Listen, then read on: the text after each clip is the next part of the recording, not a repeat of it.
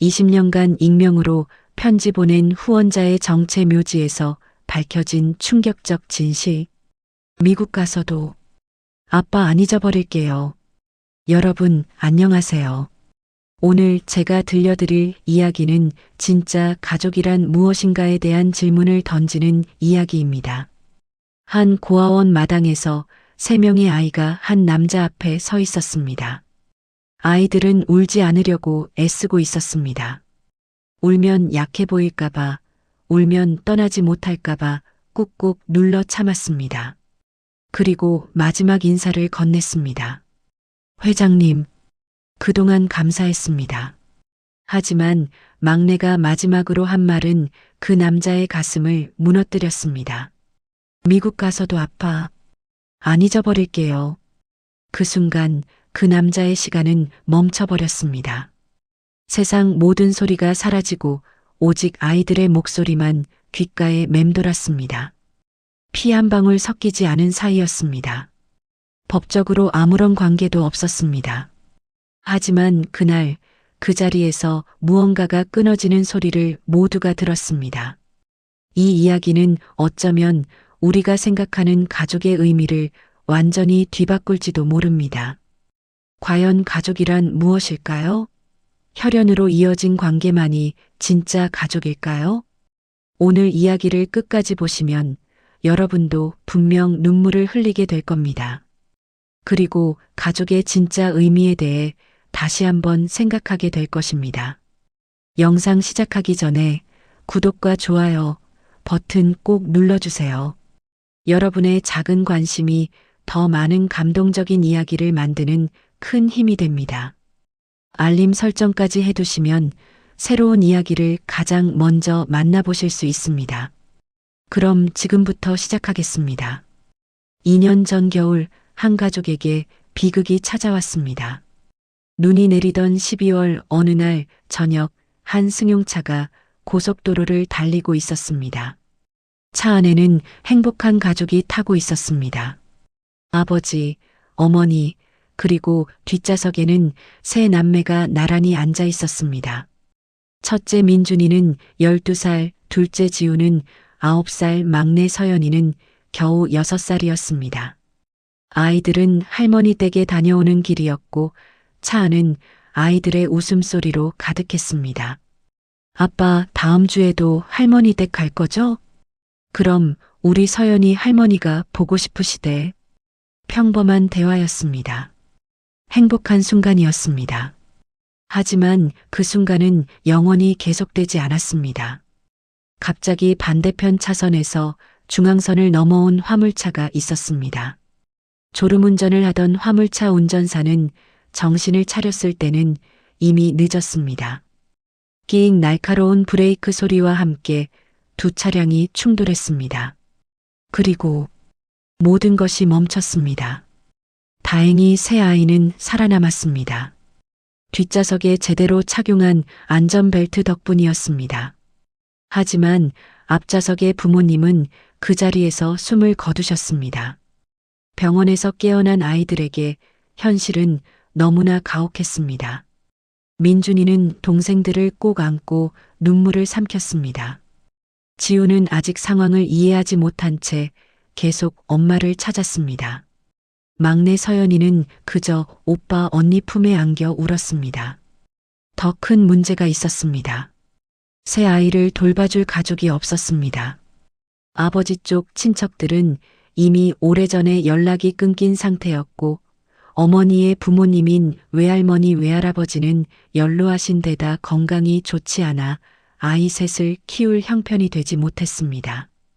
고모, 이모, 삼촌 모두 자신들의 사정을 이야기하며 고개를 저었습니다. 미안해.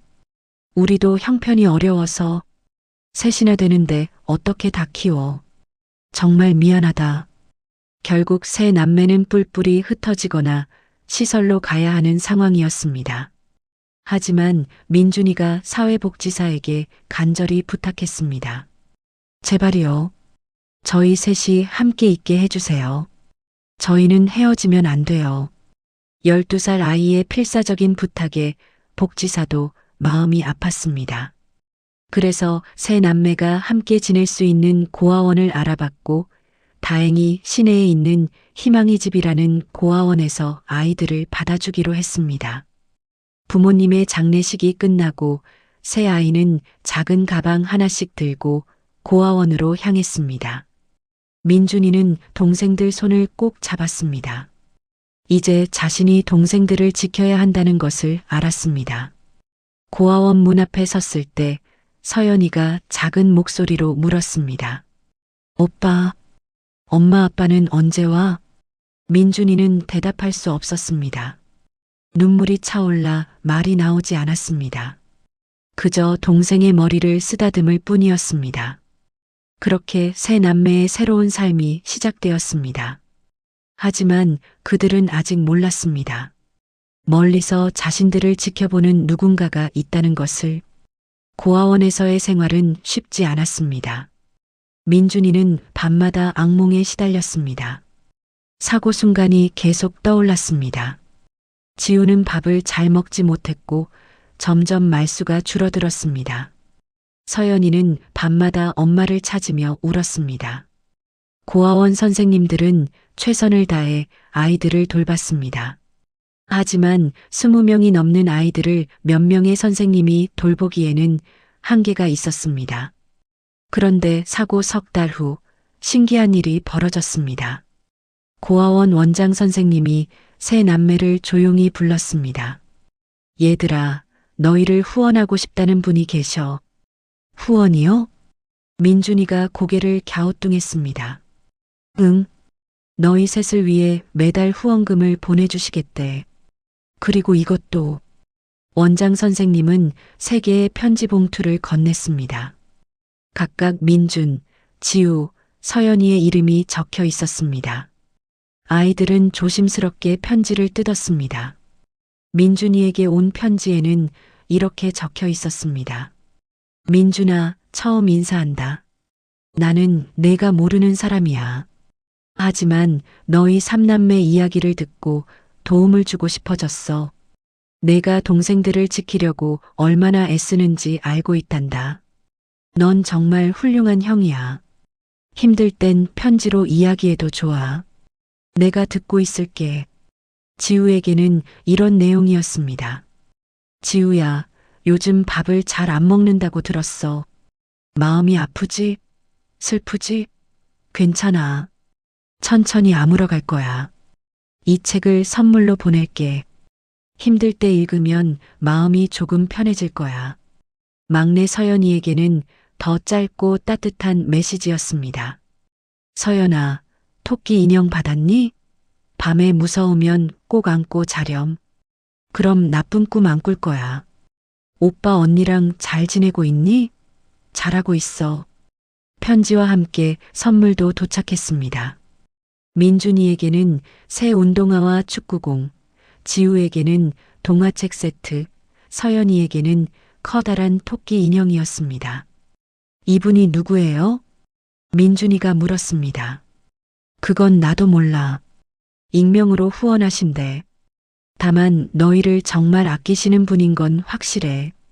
그날 밤 서연이는 처음으로 울지 않고 잠들었습니다. 토끼 인형을 꼭 안고서요. 그 이후로 매달 편지가 왔습니다. 그리고 아이들의 생일이나 명절에는 항상 선물이 함께 왔습니다. 편지는 항상 따뜻했고 아이들의 상황을 정확히 알고 있는 듯 했습니다. 민준아, 학교에서 반장을 했다며? 자랑스럽구나.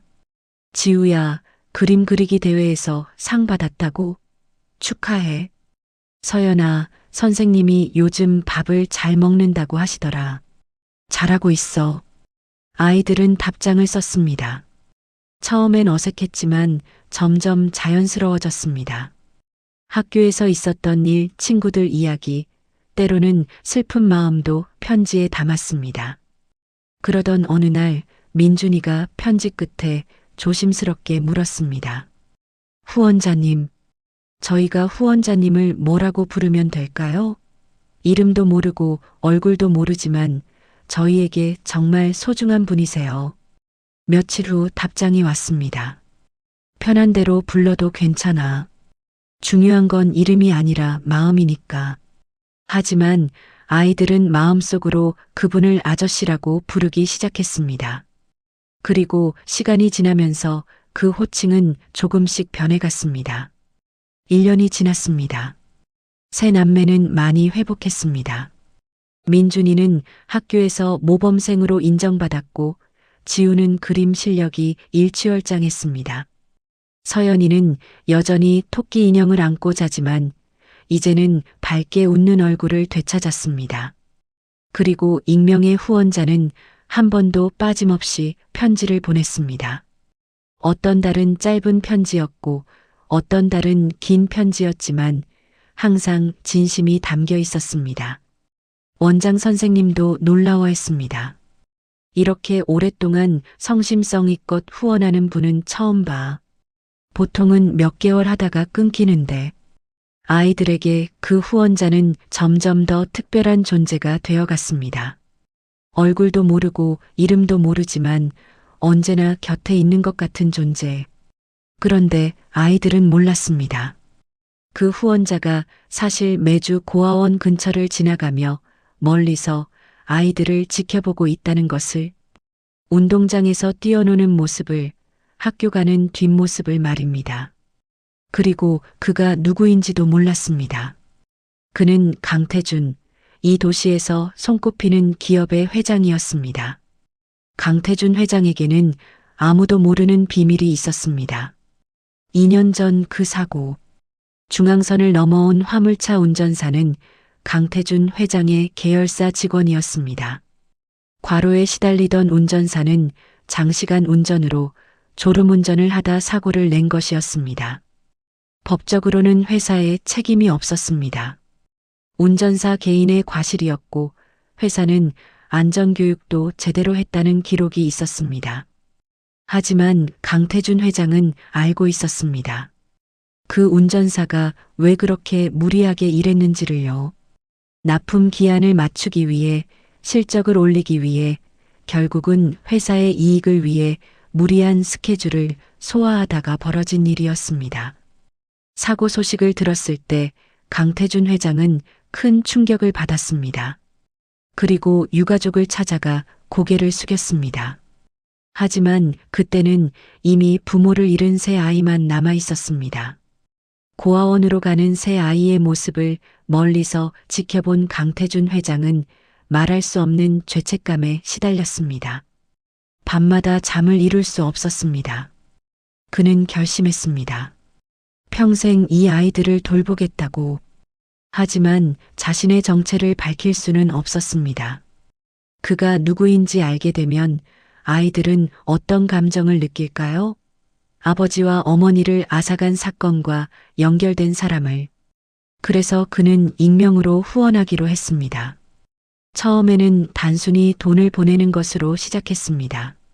하지만 원장 선생님과 통화하면서 아이들의 상황을 자세히 듣게 됐고 그는 더 깊이 관여하기 시작했습니다. 민준이가 요즘 학교에서 힘들어하나 봐요. 친구들이 부모님 이야기를 할 때마다. 그 말을 들은 강태준 회장은 심리 상담사를 보내 아이들을 돕도록 했습니다. 지우가 그림 그리는 걸 좋아하는데 재료가 부족해서 미술용품 세트를 보냈습니다. 서연이가 밤에 악몽을 자주 꿔서 아동심리 전문의와 상담을 주선했습니다. 강태준 회장은 자신의 비서실장에게만 이 사실을 알렸습니다. 그리고 매주 아이들의 상황 보고를 받았습니다. 회장님, 민준 군이 이번 시험에서 전교 10등 안에 들었습니다.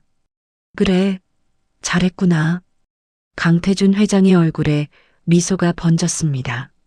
지우 양이 그림 대회에서 입상했습니다. 사진 좀 보여줘. 그는 액자에 넣어 사무실 서랍 깊숙이 보관했습니다. 서연 양이 유치원 발표회에서 노래를 불렀다고 합니다. 영상은? 그는 퇴근 후 집에서 혼자 그 영상을 보며 눈시울을 붉혔습니다. 강태준 회장에게는 자식이 없었습니다. 일찍 결혼했지만 아내와 사별했고 재혼은 하지 않았습니다. 사업에만 매진하며 살아온 그에게 새 아이는 특별한 존재가 되어갔습니다. 처음에는 죄책감으로 시작했지만 이제는 달랐습니다. 진심으로 아이들을 아끼게 되었습니다. 편지를 쓸 때면 한 글자 한 글자에 정성을 담았습니다. 선물을 고를 때면 직접 백화점을 돌아다니며 아이들이 좋아할 만한 것을 골랐습니다. 비서실장이 물었습니다. 회장님, 왜 정체를 밝히지 않으시는 겁니까? 아이들에게 더 많은 도움을 직접 줄 수도 있을 텐데. 강태준 회장은 고개를 저었습니다. 아니야. 그럴 수 없어. 내가 누군지 알게 되면 아이들은 나를 어떻게 봐야 할지 혼란스러워 할 거야. 은인인지 원수인지. 하지만 이대로가 좋아. 나는 그저 멀리서 지켜보는 것만으로도 충분해. 그렇게 2년이 흘렀습니다. 어느 날 강태준 회장은 고아원 근처를 지나다 우연히 새 아이를 목격했습니다. 민준이가 동생들 손을 잡고 학교에서 돌아오는 모습이었습니다. 오빠, 오늘 선생님이 칭찬했어. 그림 잘 그린다고. 서연아, 천천히 걸어. 넘어지겠어. 차 안에서 그 모습을 지켜보던 강태준 회장의 눈가에 눈물이 맺혔습니다. 얼마나 컸는지. 민준이는 이제 제법 의젓한 모습이었고, 지우는 밝게 웃고 있었고, 서연이는 깡충깡충 뛰어다녔습니다. 잘 크고 있구나.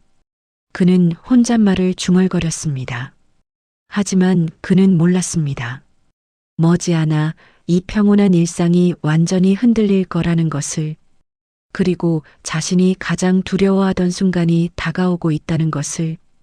운명은 때때로 잔인한 선택을 강요합니다. 그해 가을, 고아원에 한 통의 전화가 걸려왔습니다. 미국에 사는 한인 부부가 입양을 희망한다는 내용이었습니다.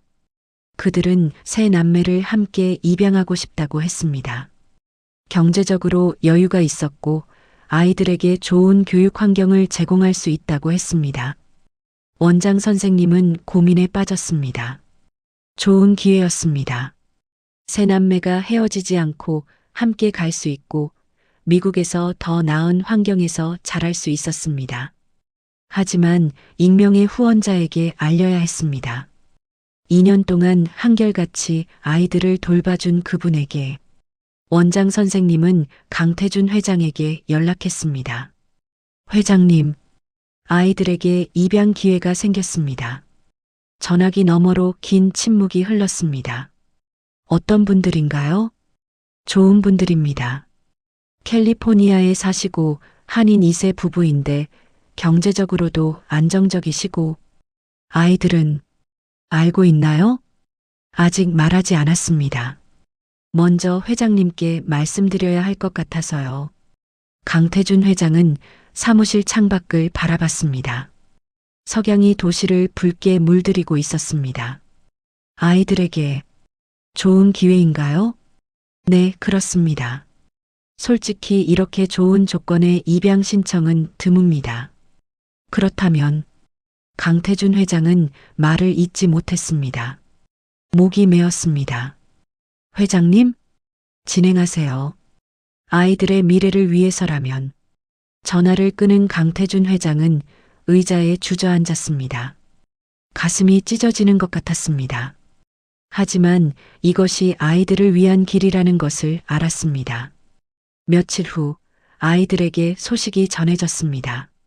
미국으로 입양을 가게 됐어. 너희 셋이 함께. 민준이는 처음에 실감하지 못했습니다. 정말요? 우리 셋이 다 같이요? 응. 좋은 분들이셔. 너희를 정말 사랑으로 키우실 거야. 지우가 물었습니다. 그럼 후원자 아저씨는요? 편지는 어떻게 받아요? 원장 선생님은 아무 말도 할 수 없었습니다. 그날 밤 새 아이는 함께 모여 앉았습니다. 우리 미국 가는 거야. 민준이가 조용히 말했습니다. 오빠, 근데 아저씨한테 인사해야 하지 않아? 지우의 말에 새 아이는 고개를 끄덕였습니다. 맞아.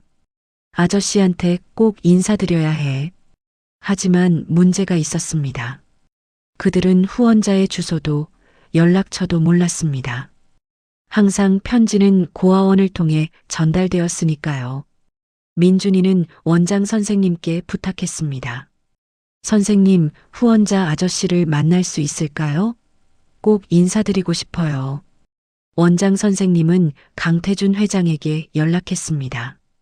회장님, 아이들이 회장님을 만나고 싶어 합니다. 또다시 긴 침묵이 흘렀습니다. 언제입니까? 이번 주말이면 됩니다. 알겠습니다. 장소를 알려주세요.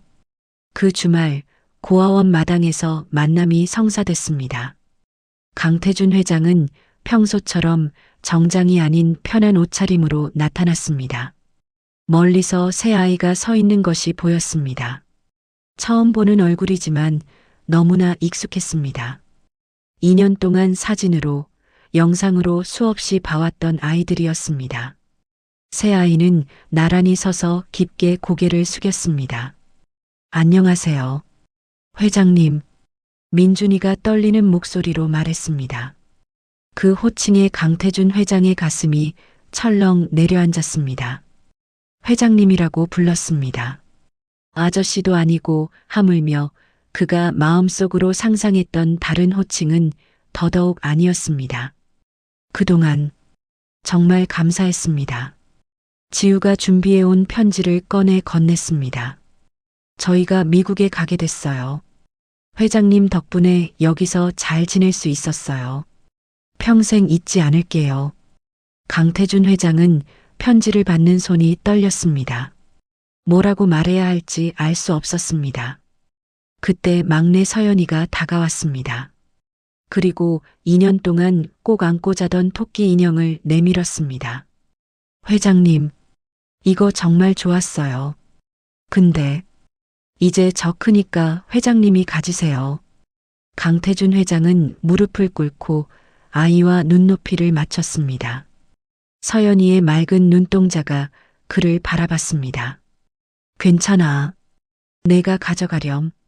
미국 가서도 계속 안고 자. 정말요? 응. 서연이는 활짝 웃었습니다. 그리고 갑자기 강태준 회장을 꼭 안았습니다. 회장님, 아니. 서연이가 작은 목소리로 속삭였습니다. 아빠, 미국 가서도 안 잊어버릴게요. 그 순간 강태준 회장의 눈에서 눈물이 흘러내렸습니다. 참으려 해도 참을 수 없었습니다. 민준이와 지우도 울음을 터뜨렸습니다. 세 아이 모두 알고 있었습니다. 이 사람이 자신들에게 얼마나 큰 의미인지를. 강태준 회장은 세 아이를 한꺼번에 끌어안았습니다.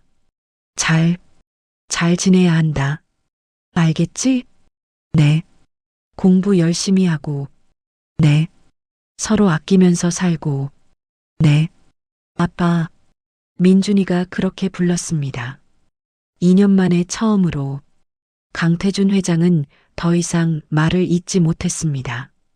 그저 아이들을 꼭 안고 눈물을 흘렸습니다. 얼마나 시간이 흘렀을까요?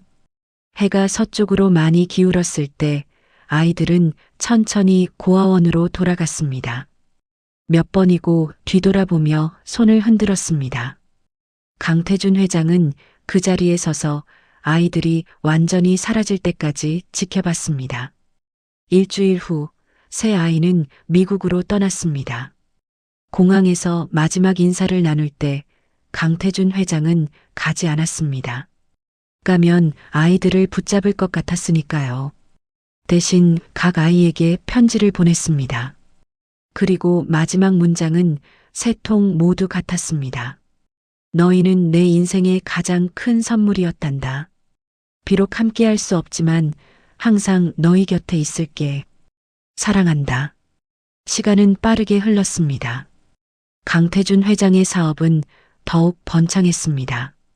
그는 더 큰 기업가가 되었고 세상은 그를 성공한 사업가로 기억했습니다.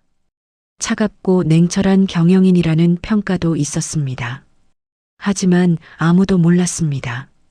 그의 책상 서랍 깊은 곳에 새 아이의 사진이 간직되어 있다는 것을, 가끔씩 밤늦게 혼자 남아 그 사진을 꺼내보며 눈시울을 붉힌다는 것을.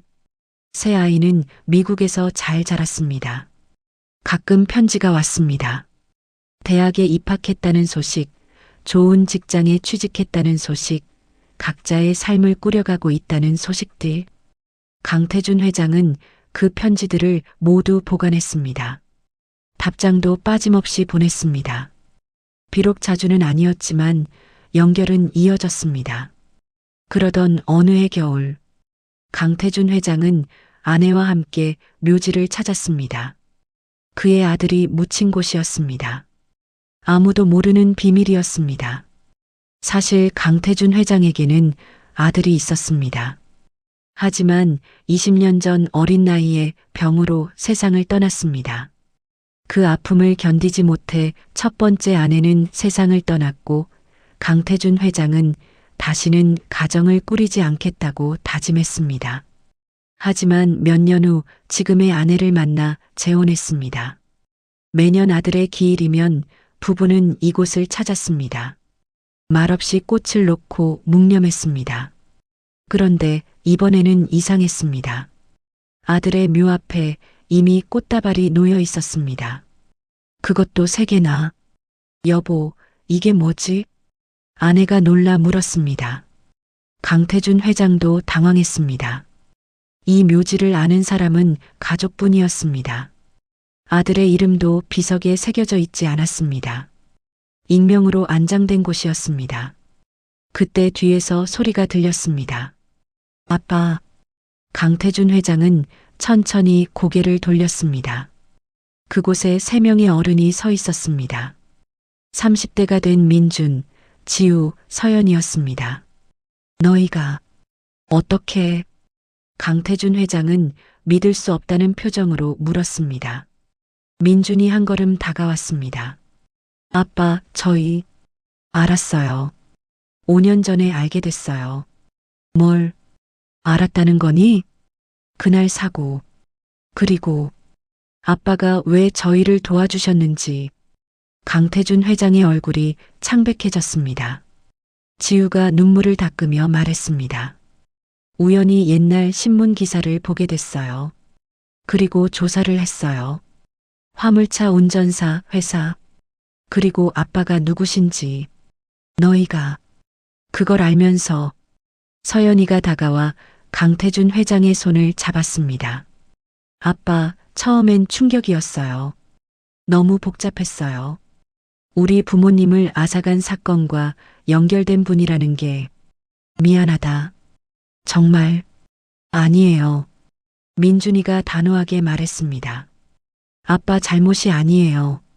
그리고 우리는 생각했어요. 오래 생각했어요. 만약 아빠가 그냥 보상금만 주고 끝냈다면, 만약 의무감으로만 도와주셨다면 5년, 10년, 20년 동안 편지를 보내셨을까요? 지우가 말을 이었습니다. 아빠는 진심으로 우리를 사랑해 주셨어요. 돈이 아니라 마음으로. 우리가 미국에 간 뒤에도 계속 편지 보내주시고 저희 인생의 큰 순간마다 함께 해주셨잖아요. 서연이가 눈물을 흘리며 말했습니다. 아빠, 우리 진짜 부모님은 하늘에 계시죠. 그분들을 영원히 사랑하고 기억할 거예요. 하지만 서연이는 강태준 회장을 꼭 껴안았습니다. 아빠도 우리 아빠예요. 20년 동안 저희 곁을 지켜주신 진짜 아빠. 그 순간 강태준 회장과 그의 아내는 그 자리에서 주저앉았습니다. 20년 동안 쌓아온 그리움, 후회, 사랑이 한꺼번에 터져 나왔습니다. 새 아이도 함께 무릎을 꿇고 울었습니다. 죄송합니다. 정말 죄송합니다.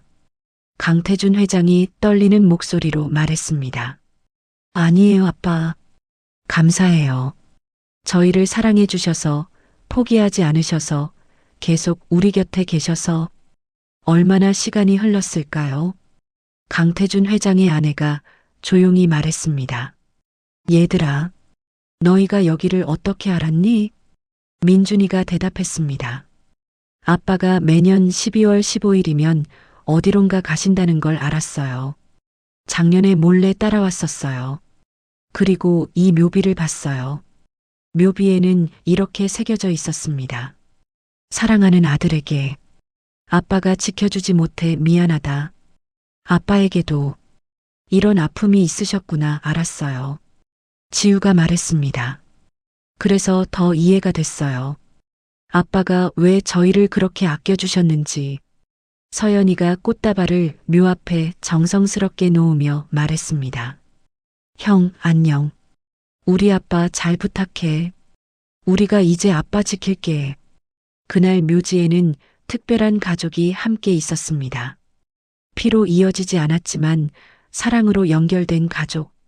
민준이가 물었습니다. 아빠, 우리 이제 진짜 가족 되어도 될까요?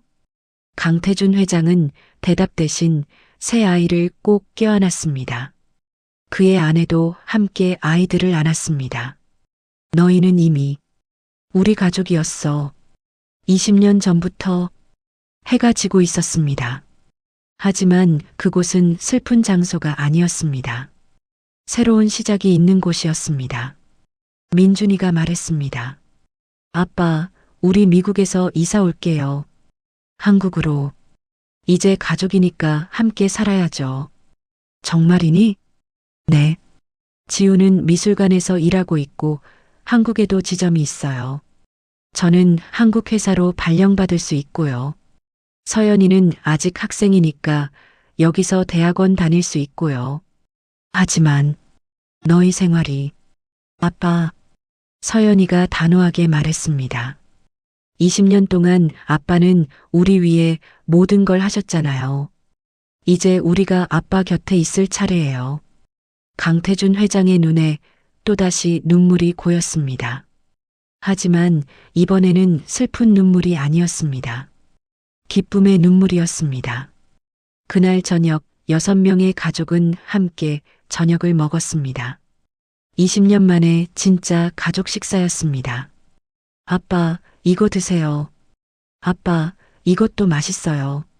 어머니, 저희 언제 집 구경 가도 돼요? 강태준 회장은 밥을 먹다가 자꾸만 숟가락을 놓고 눈물을 닦았습니다. 너무 행복해서 믿을 수 없어서 감사해서. 그의 아내가 조용히 손을 잡아주었습니다. 여보, 이제 괜찮아요. 우리 가족 다 함께 있잖아요. 그날 밤 강태준 회장은 오랜만에 편안하게 잠들었습니다. 20년 만에 처음으로 후회 없이, 죄책감 없이 그저 감사함과 사랑만 안고 잠들었습니다. 여러분, 이 이야기는 여기서 끝이 아닙니다. 그로부터 5년 후 강태준 회장은 고아원과 입양 가정을 위한 재단을 설립했습니다. 그리고 세 자녀는 모두 그 재단의 이사로 참여했습니다. 재단의 이름은 다시 만난 가족. 혈연을 넘어선 진짜 가족의 의미를 알리는 재단이었습니다. 민준이는 이렇게 말했습니다. 가족은 DNA가 아니라 사랑으로 만들어지는 거예요. 우리가 그 증거입니다. 지우는 고아원 아이들에게 미술을 가르치며 이렇게 말합니다. 여러분도 반드시 여러분을 사랑해줄 누군가를 만나게 될 거예요. 포기하지 마세요. 서연이는 입양 가정 상담사가 되어 이렇게 조언합니다. 진짜 가족은 함께 보낸 시간과 나눈 사랑으로 증명됩니다. 강태준 회장은 이제 80대가 되었습니다. 여전히 건강하게 재단 일을 돕고 있습니다. 그리고 매주 일요일이면 6 식구가 모여 식사를 합니다. 때로는 민준이의 아이들도 함께 합니다. 지우의 남편도, 서연이의 약혼자도. 강태준 회장은 이제 할아버지가 되었습니다. 그리고 손주들은 그를 할아버지라고 부릅니다. 당연하다는 듯이 자연스럽게. 가족 사진을 찍을 때 강태준 회장은 항상 이렇게 말합니다. 우리가 함께 할 수 있어서 정말 행복하다.